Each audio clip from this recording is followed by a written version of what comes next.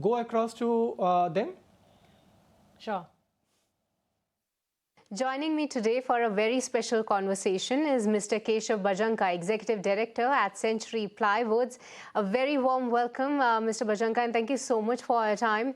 Firstly, let's start with what's really happening in your sector, because we see that the Government of India has taken several steps to formalize the quality standards within the plywood and allied sectors.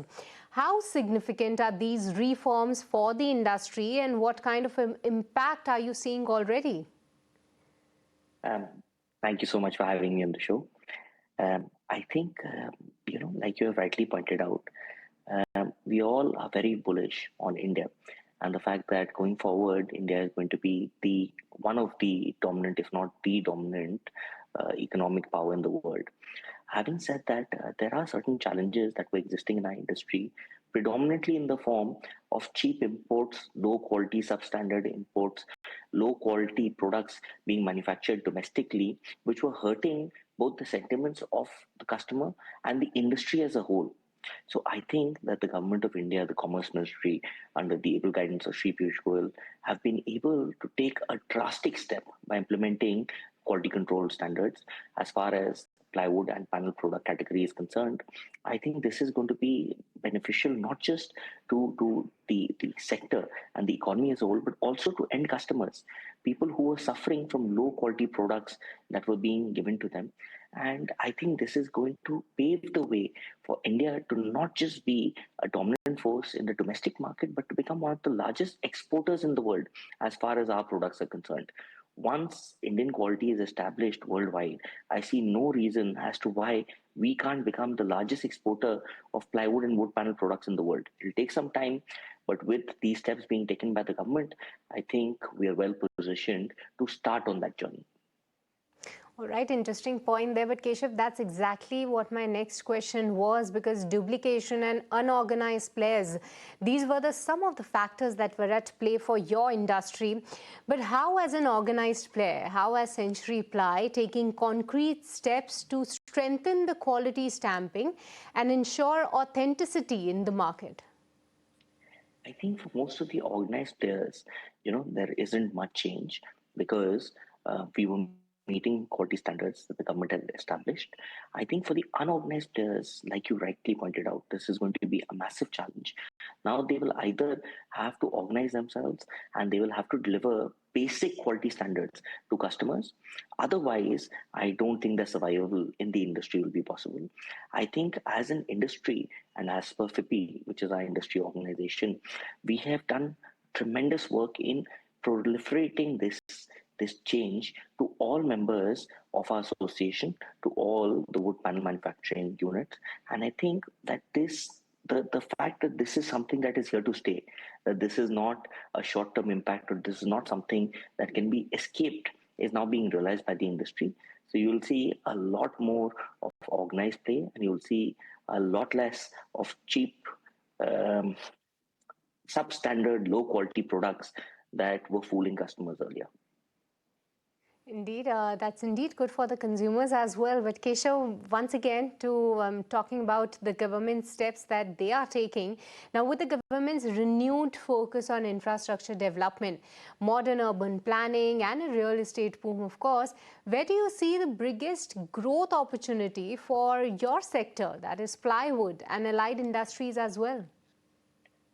I think, if you look at the overall wood panel market in India, we would be at about 75,000 crores today. Considering the current GDP growth that we are at, and considering the push that the government has on housing for all, the focus that the government has on infrastructure, I think that our sector will continue to grow slightly faster than GDP. Having said that, let's assume for once that we are at a 10% growth year after year as far as our industry is concerned.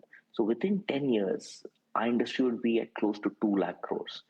So since independence, we have created close to 75,000 crores of turnover as far as our industry is concerned.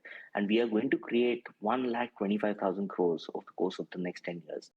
So I think that, there is tremendous potential. I think that it is time for all of us now to scale up and to firmly establish the mission of Atmanirbhar Bharat and of India becoming one of the largest exporters in the world.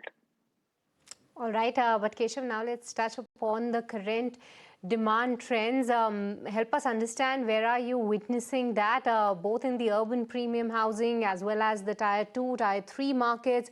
Where's the demand coming from? I think if you look at the home building material industry as a whole, there have been certain headwinds. This is because after COVID, we saw such a big spurt where all the unsold inventory was sold. And due to that, there was a paucity in new houses that were available to buy, so to speak. As such, I think the last year, year and a half have been slightly sluggish.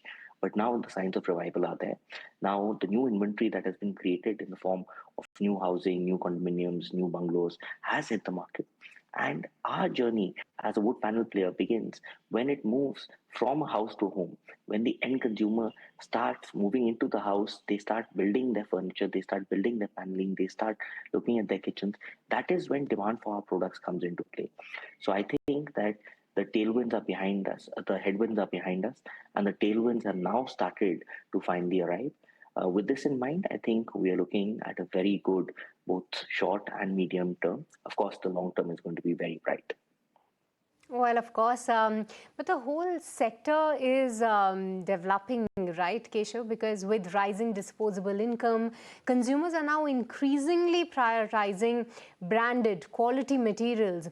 How are you really shaping your product strategy? Give us some more sense there. I think you're absolutely right. And the one thing that we have realized is it is very important to be present at every single price bracket. So if you look at it maybe 10, 15 years ago, in the panel industry, we were present with only Club Prime, which is the most expensive plywood in the country, the highest quality, but also the most expensive. Over the course of time, we have introduced products at every single pricing point.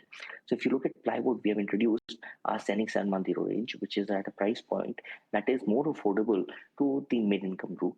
We have introduced particle board and MDF catering to the segment that wants but could not afford plywood for homes and other usages, and particle board catering to the commercial and the office segments.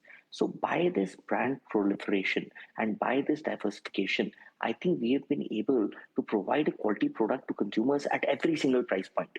I think this is the biggest change that we have brought about, and this is benefiting us definitely, but the customer as well.